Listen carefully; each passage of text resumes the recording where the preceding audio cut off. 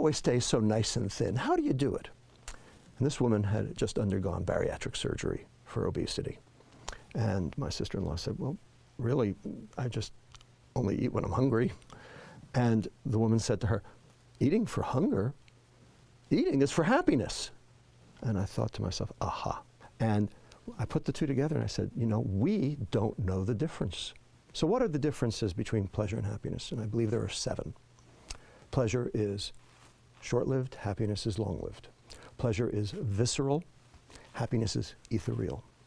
Pleasure is taking, happiness is giving. Pleasure can be achieved with substances, happiness cannot be achieved with substances. Pleasure is experienced alone, happiness is experienced in social groups. The extremes of pleasure all lead to addiction, whether they be substances or behaviors. Yet there's no such thing as being addicted to too much happiness.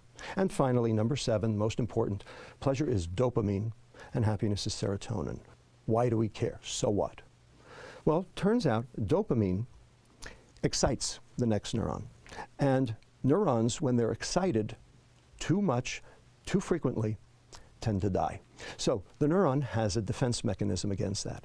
What it does is it reduces the number of receptors that are available to be stimulated in an attempt to try to mitigate the damage. We have a name for that process. It's called downregulation. You get a hit, you get a rush, the receptors go down.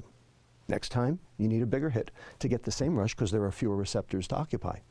And you need a bigger hit, and a bigger hit, and a bigger hit, until finally taking a huge hit to get nothing. That's called tolerance. And then when the neurons start to die, that's called addiction. Serotonin, however, is inhibitory.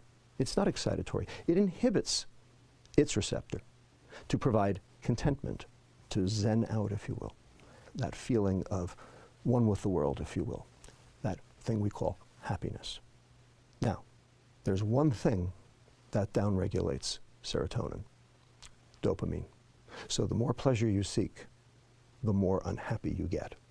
And Las Vegas, Madison Avenue, Wall Street, Silicon Valley, and Washington, D.C.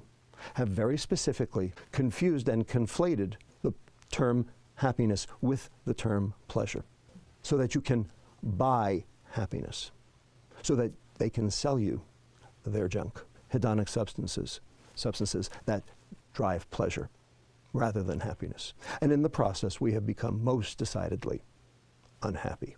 You know, the fact is that a lot of people don't necessarily understand that they are addicted.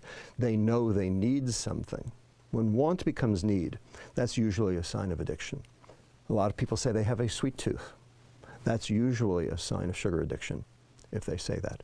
If they find themselves not being able to concentrate on their job or on their family because this craving is calling to them and it's interfering with their daily life in some fashion or in their work, that's usually a sign of addiction.